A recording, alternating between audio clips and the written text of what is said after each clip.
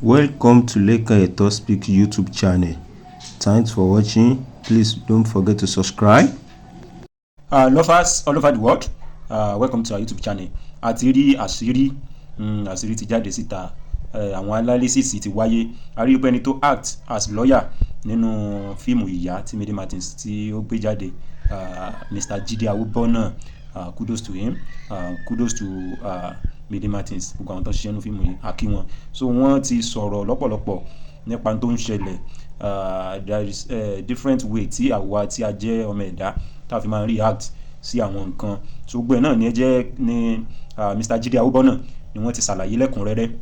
So ẹ jẹ́ ká gbọ́ ọ̀rọ̀ tí Mr. Jide Awobona tí wọ́n sọ nípa tí ó ń ṣẹlẹ̀ nínú fíìmù ìyá. A rí pé part 1 ti jáde, part 2 náà dẹ̀ ti jáde, so 3 tí èèyàn bá fara balẹ̀ gbọ́ nǹkan tí Mr. Jide Awobona tí wọ́n sọ yìí, a rí pé wọ́n wulẹ̀ ti explain n tó máa ṣẹlẹ̀ ní 3 fún wa. Ọdún ẹ̀kọ́ náà ni wọ́n fi gbogbo ẹ̀kọ́ yàn, and then gbogbo ọ̀rọ̀ yìí gbogbo tó ń ṣẹlẹ̀ nínú fíìmù yìí true life story ni, ó ti ṣẹlẹ̀ sí a lot of people.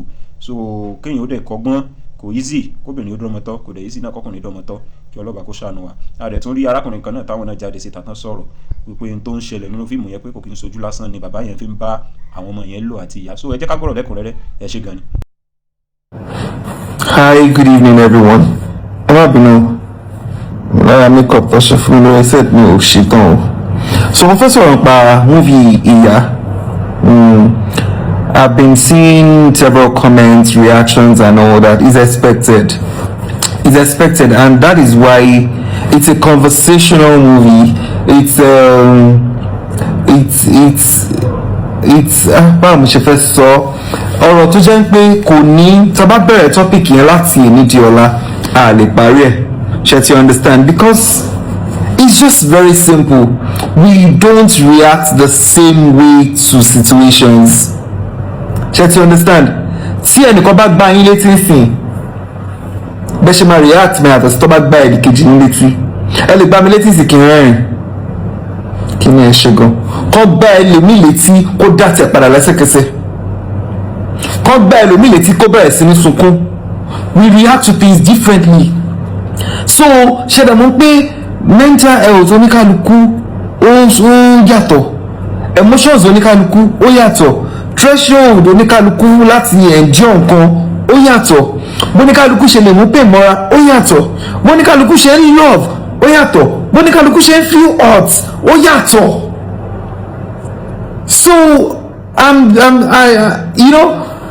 fún àwọn tó ń sọ pé àṣejù ti pọ̀ jù ó ṣe kíndìnkìndì kan. I'm happy that part 2 came out and was able to answer most questions for you. Even at that, àwọn kan ò tí get enough still. Bó ṣe get enough still, mo ṣì understand yín. Ṣé ti understand? So nǹkan tẹ́ máa fi mọ̀ pé ilé ayé bá ṣe máa rí àti ìwọ̀n yàtọ̀ ni pé you can see some people crying on social media saying this is my story. Nǹkan tó ń bara jẹ́ gidi. Ó yí ti fún àwọn kan láti judge. But ẹni tí irú ẹ̀ bá ṣẹlẹ̀ sí, I understand. I understand. So I just want to say a very big thank you to all of you that have seen the movie Ìyá. Inú mi dùn gan. Ẹ máa bá wa wò lọ, because these are topics. You see this movie, you people are just watching it with emotions. You people are watching this movie with emotion. I must tell you the fact. You people are watching this movie with emotion. I understand that majority of the people actually feeling more pain are the single mothers. Because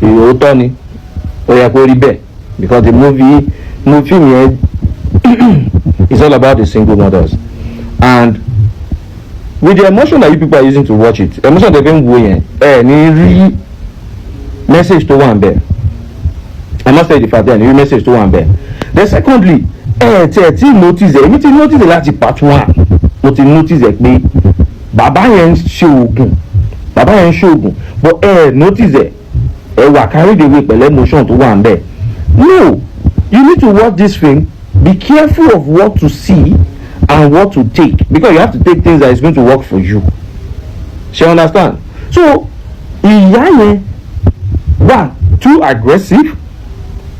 Secondly, she was being self-centered. Torí wọ́n fẹ́ gbọ́ kọ̀kọ́ látọ̀ anybody, wọ́n fẹ́ gbọ́ any advice. Ẹni tó bá advice wọn tí ò bá align pẹ̀lú advice tí wọ́n fẹ́, which is okay because she must have seen something you understand wọ́n máa ti rí nǹkan tí ó fi jẹ́ pé wọ́n ò fẹ́ gbà wọ́n ò fẹ́ gbọ́ èmi dẹ̀ ti rí láti part 1 tó mọ̀ pé fíìmù máa dé part 3 èmi ti mọ̀ ó máa dé part 3 láti part 1 mo ò kọ́ sọ ni lórí kó má dà pé àgbọ̀gbọ́ yìí mọ̀ nǹkan nínú èmi kàn mọ̀ based on my experience so bàbá yẹn ń ṣoògùn tẹ́ bá notice bọ́ ọmọ yẹn ò rí ọmọ yẹn wà lẹ́yìn ó pì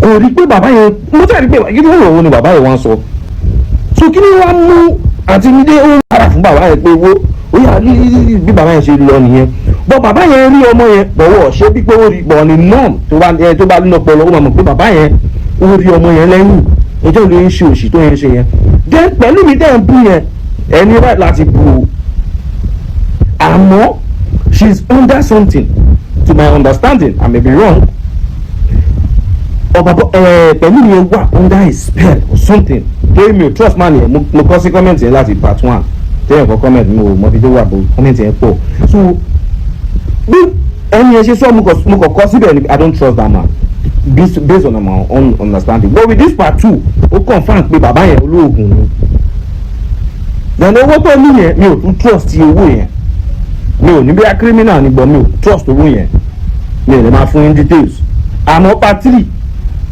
ẹ máa rí dán ẹ dẹ́n complain part 2 yìí ẹ máa rí dán part 3 wo ẹ máa fọ́ ẹ̀yin jẹ́ bẹ́ẹ̀ ké ẹ máa ké part 3 o àmọ́ ọlọ́run ní jẹ́ ká ké ẹ̀yin single mother ọlọ́run á jẹ́ kẹ́ jèrè ọmọ ẹ̀yin single father ẹ̀yin náà máa jèrè ọmọ yín lágbára Elédùmarè kò sí pé a máa ké fún ọmọ kọ̀ọ̀kan ọlọ́run ní jẹ́ ká rí kó ọmọ a máa dàgbà a máa dògbà ọmọ wa náà máa dàgbà ọ máa dògbò ẹ share fídíò yìí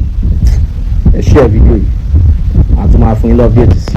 Lovers all over the world ọ̀rọ̀ náà ni ẹ ti gbọ́ ẹ rí pé àṣírí ọ̀rọ̀ gbogbo ẹ̀ náà ti tú síta so kọ́lọ́ ò ṣàánú wa emotions tí èèyàn bá ti fi emotion sí nǹkan jù gbogbo àwọn àṣírí tó yẹ kéèyàn ò rí èèyàn ò ní lè farabalẹ̀ láti rí that is why táwọn Yorùbá àwọn àgbà fi sọ wípé sùúrù pé kò kí ń pọ̀ jù àfi tí ò bá ní tó kọ́lọ́ ọba kó ṣàánú wa so ẹ̀yin tẹ́ bá ṣe ń darapọ̀ mọ́ channel ẹ bá wa subscribe ẹ rí i pé a ti mú àwọn analysis wá lóríṣiríṣi àwọn èèyàn ti sọ̀rọ̀ gan wọ́n ti jáde síta tán ti sọ̀rọ̀ gan láwọn ọ̀rọ̀ tó jẹ́ pé ẹ̀kọ́ ó wà ń bẹ̀ àwọn oríṣiríṣi tó ti ṣẹlẹ̀ náà ti mú wá as reference nínú gbogbo àwọn fídíò tá a ti post nípa fíìmù ìyá yìí tẹ́ bá wo channel wa ẹ rí i pé a ti post ẹ̀ tó ti pọ̀ rẹpẹtẹ so ẹ bá wa subscribe tẹ́ bá ṣe ń darapọ̀ mọ́ channel wa yìí ẹ bá wa like video wa ẹ share ẹ comment kẹ́ jẹ́ ká mọ̀ opinion tẹ̀yin náà ní under comment section so I really appreciate the support you so far we love you all thanks for watching.